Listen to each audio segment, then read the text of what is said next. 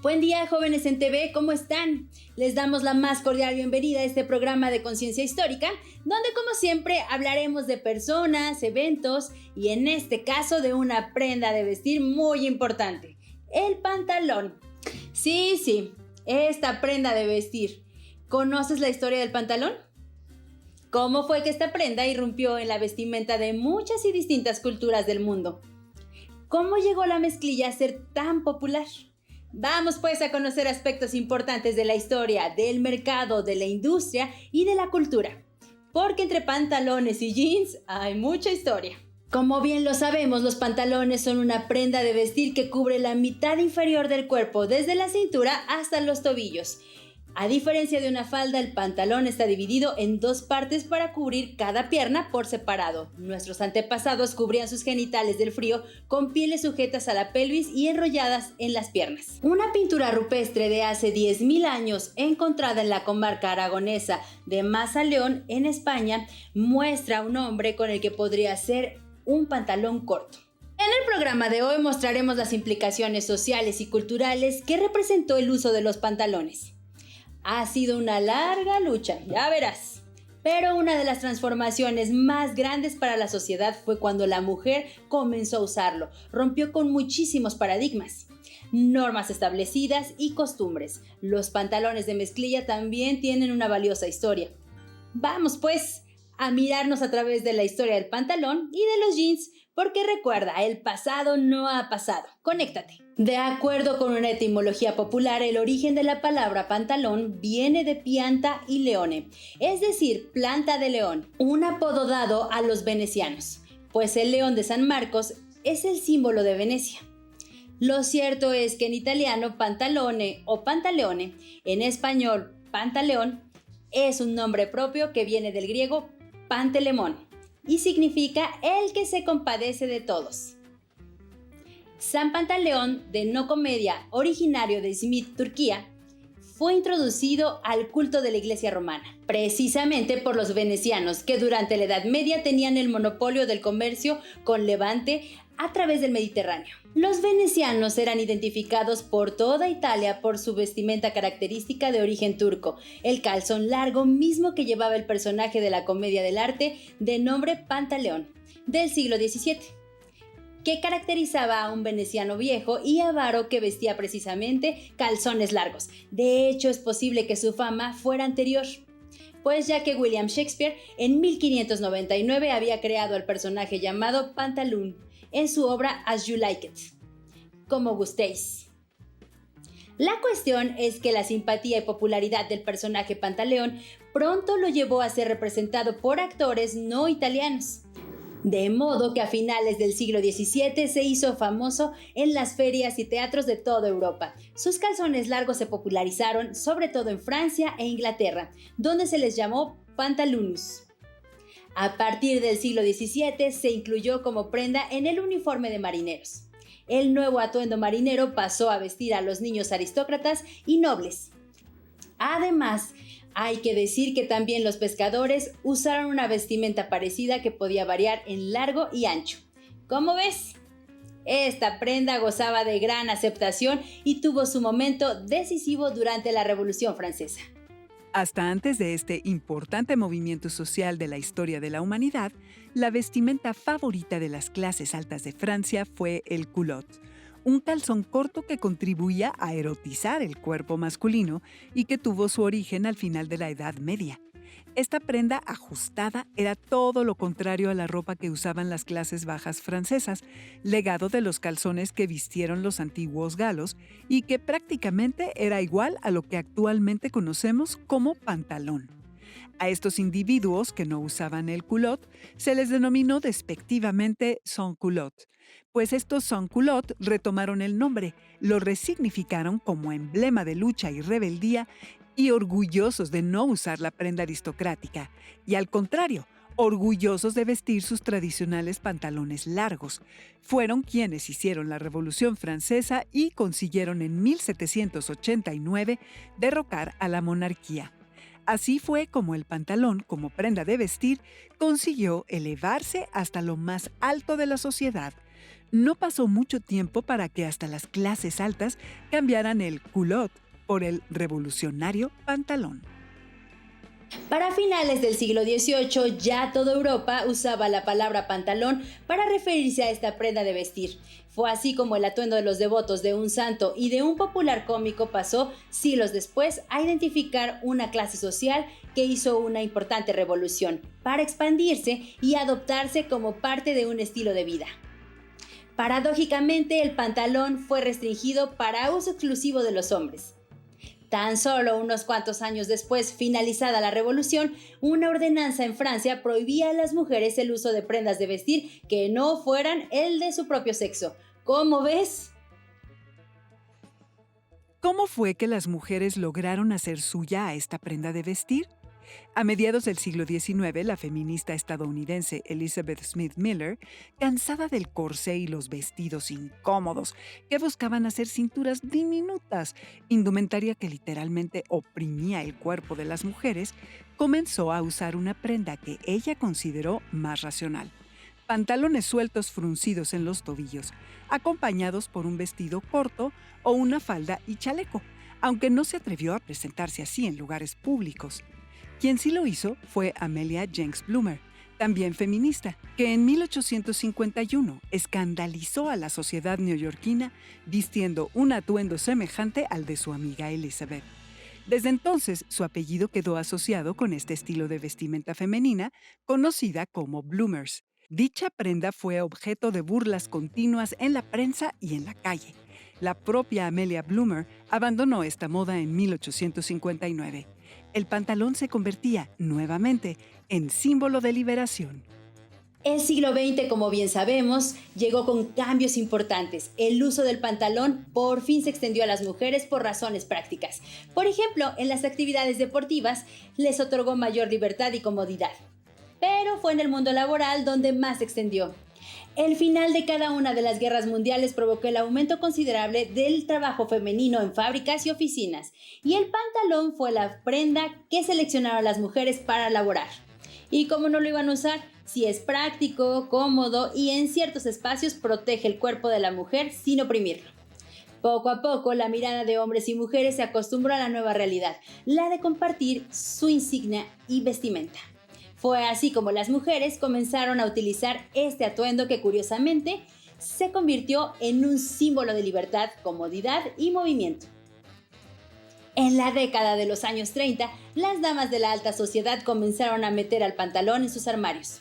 Las mujeres de Estados Unidos, Alemania, Inglaterra o Francia vestían con orgullo el pantalón y las revistas lo mostraban. Actrices, princesas, cantantes, escritoras dejaban ver que el pantalón ya formaba parte de su indumentaria diaria. Pero hay otra persona muy importante en la historia del pantalón y del mundo de la moda. Te voy a hablar de ella. Es Gabrielle Chanel, una mujer que supo adelantarse a su época. Basta con mirar una foto que le tomaron en 1930 a esta diseñadora francesa para saber que, desde ese entonces, sabía cuál era el rol que el pantalón debería desempeñar en la vida de las mujeres. Tiene sus manos metidas en unos cómodos pantalones que le brindan seguridad y estilo. Por increíble que parezca, las mujeres seguimos usando ese tipo de pantalones. Esta dama de fuertes ideales es quien popularizó la moda del pantalón femenino y cambió el estilo de vida de miles de mujeres para siempre. Para mediados del siglo XX, la actriz francesa Brigitte Bardot irrumpió en el mundo de la moda y la cultura. Una gran variedad de revistas de todo tipo explotaron su imagen, precisamente usando pantalones. Destaca una donde viste unos jeans, mientras muestra su bello torso.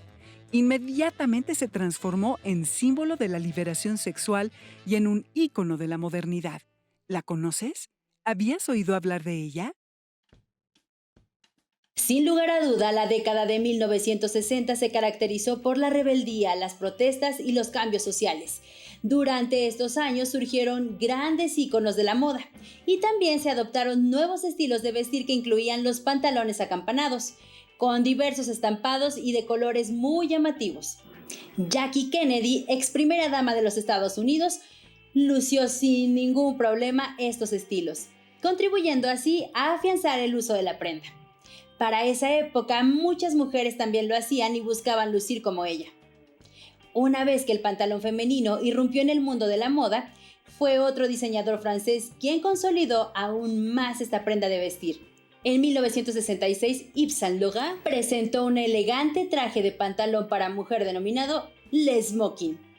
El éxito fue inmediato, fue así como el pantalón de mujer llegó para quedarse y estar en los aparadores de las tiendas más importantes del mundo, junto con los pantalones para hombre. La industria del pantalón genera miles de millones de dólares al año. Nosotras, las mexicanas, traemos los pantalones muy bien puestos, pero ¿conoces tú cómo fue que el pantalón entró en la vida de la mujer mexicana? Vamos pues, te invito a conocer a 3 mujeres mexicanas que ayudaron a romper las convenciones de moda impuestas por la sociedad en la primera mitad del siglo XX. En México, se dice que la primera mujer que utilizó un pantalón fue Adela Velarde Pérez, quien con tan solo 13 años de edad salió de su hogar para incorporarse a las filas de la Revolución Mexicana y atender a los heridos del Ejército Constitucionalista. Como puedes ver en esta foto, muy segura de sí, viste con pantalones, botas, cananas y sombrero de ala ancha. ¿Verdad que emociona verla junto a la bandera? Otra mexicana que sobresalió en la cultura mexicana con su arte y presencia fue la famosa pintora Frida Kahlo. Tiene un retrato familiar desafiante donde posa con un traje masculino, algo impensable para las mujeres de su época. Existen varias fotografías donde ella viste con pantalón, ya sea posando con seguridad junto a uno de sus cuadros o a un lado de Diego Rivera, fumando o simplemente abrazada a su mono. Todas estas fotografías testifican que el pantalón, sin ningún tipo de culpa, también formó parte de su vida cotidiana. ¿Conoces tú a María Félix? ¿La has visto en alguna de sus películas? Pues ella fue la primera actriz del cine mexicano que usó pantalones.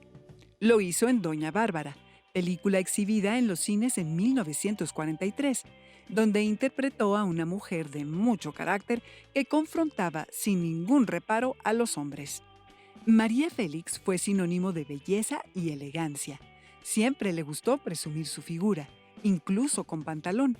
Gracias a su fuerte presencia y personalidad imponente, demostró que las mujeres mexicanas también llevamos los pantalones bien puestos. E incluso así lo mencionaba ella misma, arrebatando o apropiándose de este símbolo de autoridad que se había adjudicado a los varones casi de manera exclusiva. Los pantalones, como símbolo de capacidad para conducir a una sociedad, liderar o como prenda de autoridad, pertenecía y pertenece también a las mujeres.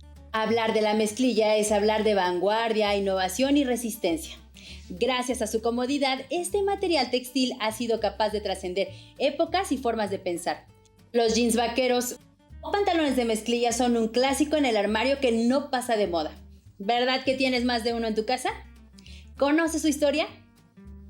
La mezclilla es una tela de algodón que se tiñe de color azul y que fue originalmente producida en Nîmes, una ciudad al sur de Francia. De aquí se derivó su nombre, denim, que quería decir denim.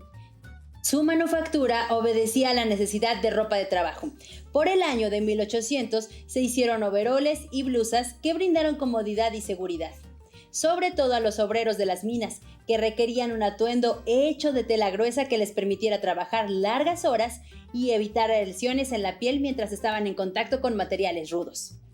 El primer modelo de esta prenda fue el popular overol en color índigo. La resistencia de esa prenda se popularizó por toda Europa. Un capataz llamado James Marshall y sus hombres trabajaban en la construcción de un aserradero cuando encontraron junto a sus pies algo que despertó su curiosidad. Lo levantaron y observaron con atención. En sus manos tenían una pepita de oro. Marshall le mostró el hallazgo a su patrón, un inmigrante suizo de nombre John Sutter. Cada uno comprobó por su lado que el metal que había en los ríos de California se trataba de oro. Sutter quiso mantener oculta la noticia, pero a partir de ese día nada volvió a ser igual. Aquel descubrimiento hecho un 24 de enero de 1848 en la comunidad de Coloma, ubicada en el actual estado de California, en Estados Unidos, provocó, en cuestión de meses, un fenómeno social que se denominó fiebre del oro. La noticia de aquel hallazgo se esparció como la pólvora y provocó la inmigración de 300,000 personas de diferentes partes del mundo hacia el oeste americano. A los integrantes de aquella avalancha humana se les llamó los 49ers, es decir, los del 49, por haber llegado en 1849. Viajaron hasta California en caravanas atravesando el continente o por una larga travesía en barco que pasaba por Cabo de Hornos. La mayoría de los inmigrantes ya eran estadounidenses, pero la fiebre de oro contagió a decenas de miles de personas de México, América Latina, Europa, Australia y Asia. Así fue como San Francisco pasó de ser una aldea diminuta a convertirse en una ciudad. Se construyeron escuelas, caminos e iglesias y se fundaron otros pueblos. Este fenómeno, por ejemplo, causó una disminución de la población del estado mexicano de Baja California, que en aquel entonces estaba de por sí poco poblado. Incluso te cuento la anécdota de que esta fiebre afectó a los miembros de una guarnición militar, ubicada no muy lejos de la frontera con Estados Unidos. Los militares abandonaron la guarnición y se aventaron al estado de California con el anhelo de encontrar pepitas de oro que les hicieran ganar mucho dinero. Desconozco si lo lograron. Estamos justo a la mitad del siglo XIX y Estados Unidos tenía abiertas sus puertas a los inmigrantes en busca del sueño americano. Familias enteras entraron por Nueva York provenientes de todos los rincones de Europa. De Baviera, Alemania, llegó un joven de apellido Strauss. Vino junto a su madre y 2 hermanas dispuestos a trabajar. En 1853 se trasladan a la ciudad de San Francisco, donde abrieron una pequeña mercería donde comercializan ropa de trabajo para los mineros, ropa que resistiera la vida a la intemperie y el peso en los bolsillos del mineral encontrado. Por ejemplo, muchas pepitas de oro. ¡Bum! En medio de la fiebre del oro, la tienda crece y se vuelve un próspero negocio. La compañía de Strauss fue de las primeras en la historia en fabricar pantalones de mezclilla a gran escala. En 1872, Jacob Davis, un sastre de origen judío, quien le compraba frecuentemente prendas a Strauss, le mostró a este el inconveniente que presentaban sus pantalones. Los bolsillos se descosían con facilidad por el duro trabajo de la mina. Ambos encontraron una solución: reforzar las esquinas de los bolsillos con remaches. Jacob Davis y Strauss acuerdan patentar esta gran idea. El 20 de mayo de 1873 nace oficialmente el primer pantalón remachado y se inicia la producción de la prenda de vestir más fabricada de todos los tiempos, los jeans o pantalones vaqueros. La fiebre del oro terminó. Solo los primeros en llegar a los ríos californianos recogieron grandes cantidades de oro. Pero la mayor parte de los que llegaron después no encontraron nada. No obstante, la fiebre del oro transformó a California para siempre. Se volvió en uno de los símbolos del sueño americano. Y el pantalón de mezclilla se había hecho parte de la vida de los mineros y obreros. A mediados del siglo XX, en 1955, aparece en las pantallas de cine un joven bien parecido. Sí, guapo, que usa una camisa blanca, chaqueta roja y unos pantalones de mezclilla. Su nombre era James Dean, que encarnó en la película Rebelde sin causa a un adolescente que se confrontaba con la autoridad de sus padres. Como comprenderás, inmediatamente todos los jóvenes quisieron ser como él y vestir como él. Los pantalones de mezclilla se popularizaron entre la juventud, pero la sociedad de la época los consideró de muy mal gusto. Mientras esto pasaba en Estados Unidos, del otro lado del mundo, en noviembre de 1955, se dieron las primeras acciones armadas en un país llamado Vietnam. Campesinos, monjes budistas y varios grupos más, cansados de la corrupción y de políticas gubernamentales contra la población civil, se organizaron con el objetivo de derrocar al gobierno establecido y unificar a su país, que estaba dividido en 2. El lema de este grupo, que más tarde se llamaría Frente de Liberación Nacional, fue «Lucharemos durante 1000 años». Palabras que muchos no supieron escuchar. ¿Habías oído hablar de la Guerra de Vietnam? ¿Sabes quién participó y por qué? Pero no creas que nos estamos desviando del tema. Seguimos con la historia del pantalón. La guerra de Vietnam fue un conflicto armado que, por un lado, buscaba impedir la reunificación de Vietnam bajo un gobierno comunista. En esta guerra participaban la República de Vietnam, apoyada por Estados Unidos de América, y otras naciones aliadas pertenecientes al bloque capitalista, enfrentando al ejército de la República Democrática de Vietnam, conocida como Vietnam del Norte, a la guerrilla local en el Frente de Liberación de Vietnam, también conocido como Vietcong, que al compartir el proyecto comunista fueron respaldados por China y la Unión Soviética. Como recordarás, en ese entonces el mundo estaba dividido en dos, el bloque comunista y el bloque capitalista. Se trataba de la Guerra Fría. Estados Unidos participó en esta guerra, sin considerar a la opinión pública. Fueron muchas las manifestaciones que se celebraron para oponerse a la guerra de Vietnam, principalmente organizadas por universitarios. En octubre de 1967, 200,000 manifestantes marcharon frente al Pentágono exigiendo la paz. Aquellos hombres y mujeres, en su mayoría jóvenes, mientras gritaban consignas a su gobierno para que se detuviera esa guerra injusta, vestían con pantalones de mezclilla. Nuevamente, el pantalón era protagonista de una lucha por la libertad y la justicia. Este movimiento social provocó que los jeans y pantalones vaqueros se comercializaran con más fuerza por todo el mundo. Aunque la frase del presidente de los Estados Unidos, Lyndon B. Johnson, fue «destruyendo acero y hormigón», los Estados Unidos perdieron la guerra. Se calcula que murieron en total entre 3.8 a 5.7 millones de personas. La guerra concluyó en 1975 con la victoria del norte y al año siguiente el país se unificó bajo un régimen de orientación socialista. Desde la década de los 70, el pantalón de mezclilla es la pieza más usada por hombres y mujeres de todo el mundo. Cada año se elaboran cientos de millones de prendas de mezclilla. ¿Sabías que México es líder en este mercado? A pesar de la crisis de 2010, Estados Unidos importó más de 600 millones de pantalones de mezclilla, gran parte de ellos hechos en nuestro territorio mexicano.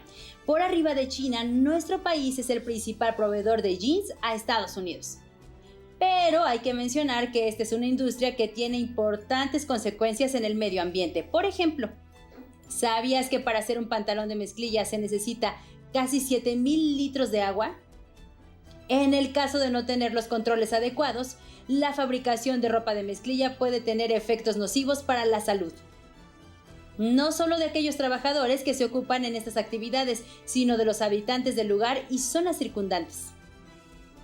Es una industria que emplea distintos tipos de químicos para teñir, decolorar, lavar y dar terminados. ¿Y dónde crees tú que va a dar todo esto? Hay un caso en el estado de Tlaxcala que va directo a los drenajes municipales, los que a su vez desembocan en un río que sirve como fuente de riego para muchos cultivos. Jóvenes en TV, muchas gracias por acompañarnos en este capítulo de Conciencia Histórica. Entre pantalones y jeans hay mucha historia. Así es, el pantalón es una prenda que ha acompañado la lucha de hombres y mujeres por la justicia, la igualdad y por supuesto la comodidad. Ya sean niños, niñas, hombre o mujer, los traemos muy bien puestos. Nos vemos hasta la próxima y recuerda, el pasado no ha pasado. Conéctate.